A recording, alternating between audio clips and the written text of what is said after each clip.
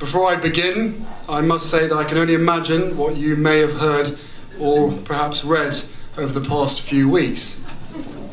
So, I want you to hear the truth from me, as much as I can share, not as a prince or a duke, but as Harry, the same person that many of you have watched grow up over the last 35 years, but now with a clearer perspective. The UK is my home, and a place that I love. That will never change. I've grown up feeling supported from so many of you, and I watched as you welcomed Meghan with open arms, as you saw me find the love and happiness that I'd hoped for all my life. Finally, the second son of Diana got hitched. Hooray. I also know that you've come to know me well enough over all these years to trust that the woman I chose as my wife upholds the same values as I do. And she does. And she's the same woman I fell in love with. We both do everything we can to fly the flag and carry out our roles for this country with pride. Once Meghan and I were married, we were excited, we were hopeful, and we were here to serve. For those reasons, it brings me great sadness that it has come to this. The decision that I have made for my wife and I to step back is not one I made lightly. It was so many months of talks after so many years of challenges. And I know I haven't always gotten it right, but as far as this goes, there really was no other option. What I want to make clear is we're not walking away, and we certainly aren't walking away from you. Our hope was to continue serving the Queen, the Commonwealth and my military associations, but without public funding. Unfortunately, that wasn't possible. I've accepted this, knowing that it doesn't change who I am or how committed I am. But I hope that helps you understand what it had come to, that I would step my family back from all I have ever known, to take a step forward into what I hope can be a more peaceful life. I was born into this life, and it is a great honour to serve my country and the Queen. When I lost my mum 23 years ago, you took me under your wing. You looked out for me for so long, but the media is a powerful force. And my hope is one day our collective support for each other can be more powerful, because this is so much bigger than just us. It has been our privilege to serve you, and we will continue to lead a life of service. So in that respect, nothing changes. It has also been a privilege to meet so many of you and to feel your excitement for our son Archie, who saw snow for the first time the other day and thought it was bloody brilliant. I will always have the utmost respect for my grandmother, my Commander-in-Chief, and I am incredibly grateful to her and the rest of my family for the support they have shown Meghan and I over the last few months. I will continue to be the same man who holds his country dear and dedicates his life to supporting the causes, charities and military communities that are so important to me.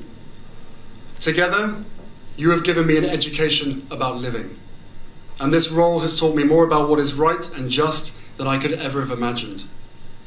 We are taking a leap of faith, so thank you for giving me the courage to take this next step. So,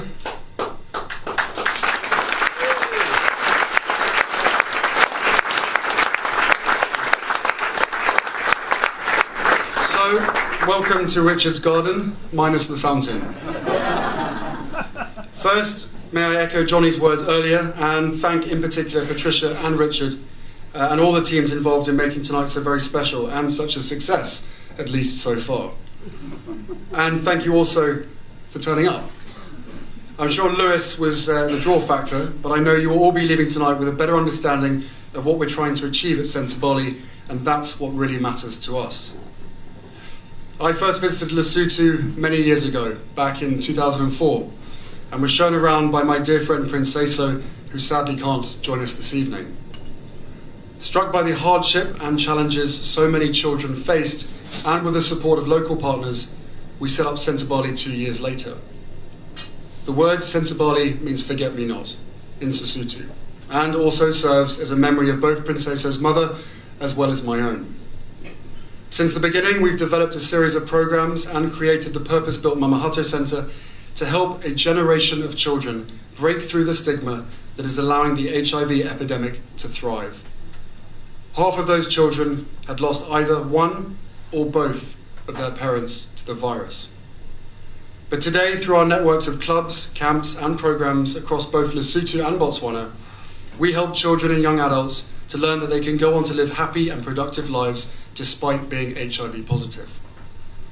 We teach them that this human immunodeficiency virus doesn't have to be a death sentence for anyone anymore, and that the real enemy we are fighting is stigma and the antiquated attitudes that work against young people coming forward when wanting to take an HIV test. This is relevant in every part of the world today, including here in the UK, where there are an estimated 110,000 people living with HIV. Here, I can't not mention my dear friend Gareth Thomas, who in my mind has quite literally changed the way people think about HIV. So, thank you, bud.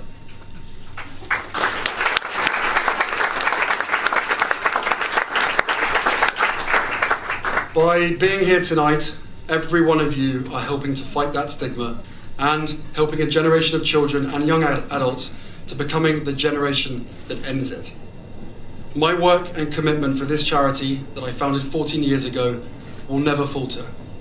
And I and all those at Sentebale, be it here in London, Lesotho or Botswana, will continue the work to make real, long-lasting impact for all those that have been left vulnerable. There's a lot to do, but it's only possible by working together and receiving support from people like yourselves, and like Lewis Capaldi, who has generously flown here directly from Malaysia via Dubai, taking tonight out as a detour on his way to the Grammys in Los Angeles, where he's nominated for Best Song. Lewis, thank you for taking the time out of your busy schedule to be with us this evening. We are all incredibly grateful.